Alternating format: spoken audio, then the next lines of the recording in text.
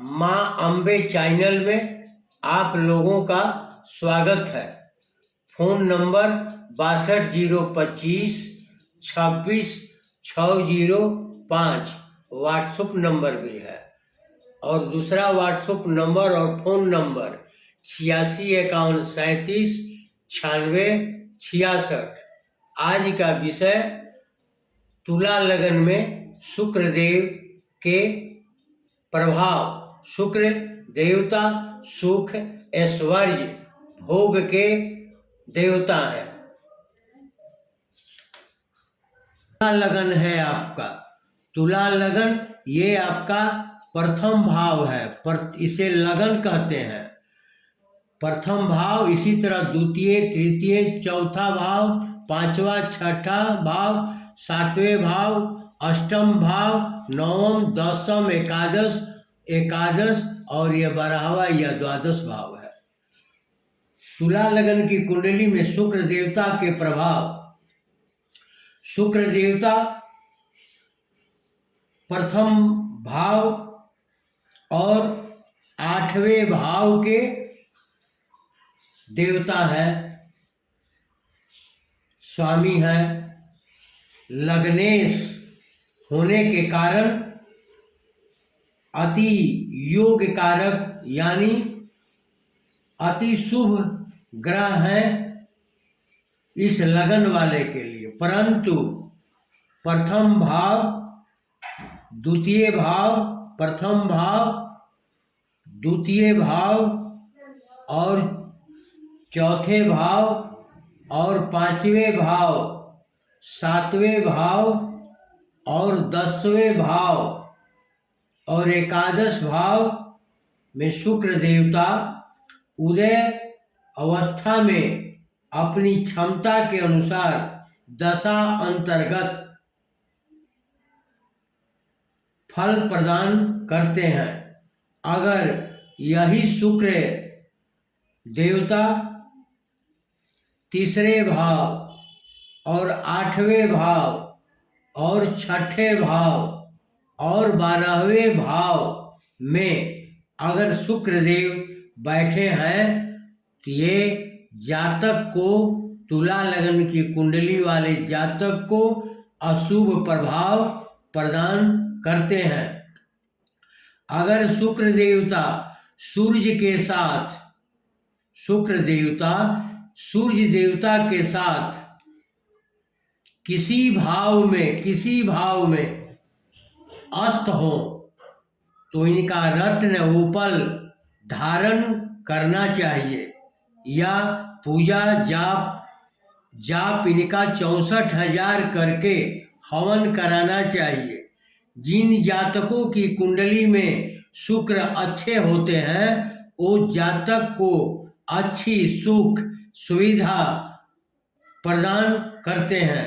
अब आइए देखें तथा तुला लगन की कुंडली में प्रथम भाव से 12वें भाव तक सूर्य के फल प्रभाव कैसा रहेगा।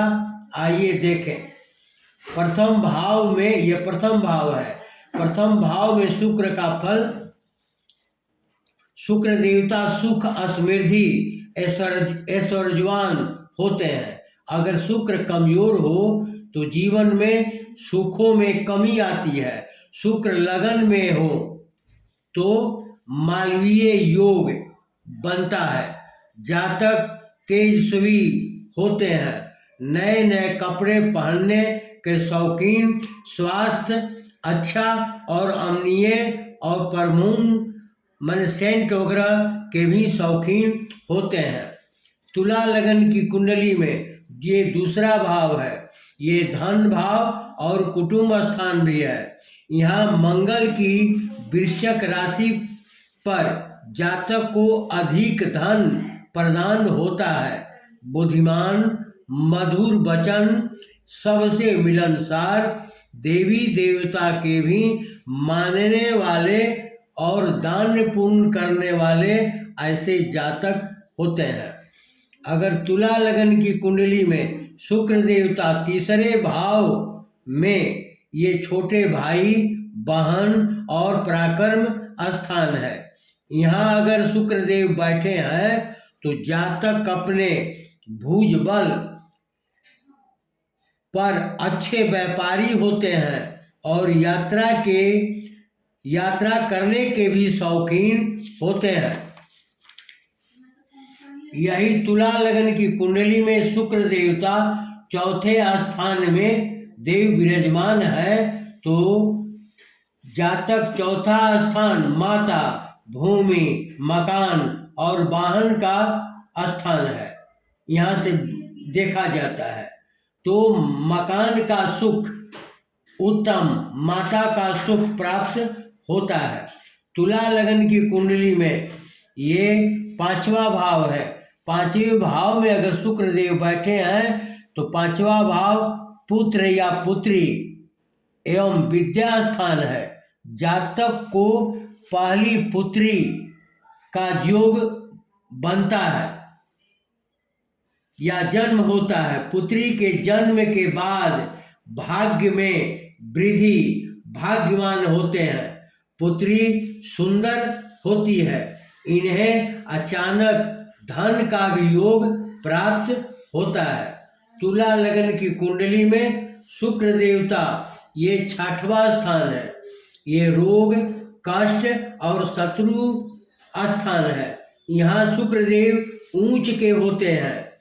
6वें स्थान में बैठने से जातक को आमदनी में कमी होती है और शत्रु पर विजय प्राप्त करते हैं। यही तुला लगन की कुंडली में शुक्र देवता 7वें भाव में बैठे हैं तो यह स्थान रोजगार और पत्नी स्थान है। पत्नी अच्छी एवं सुंदर प्राप्त होता है। आयु लंबी,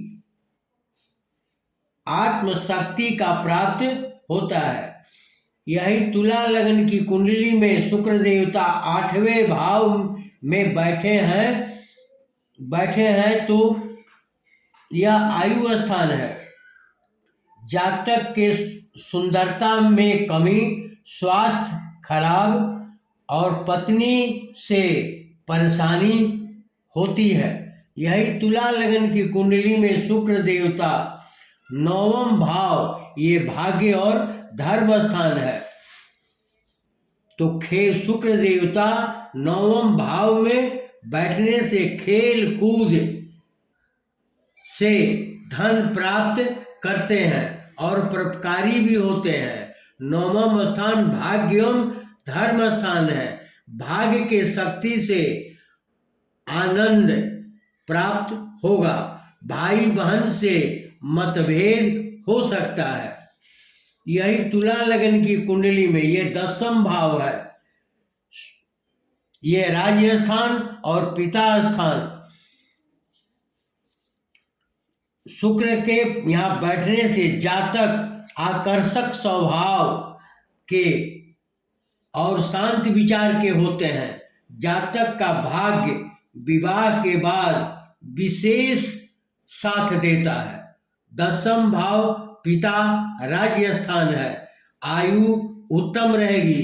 राज समाज में मान सम्मान प्राप्त होगा।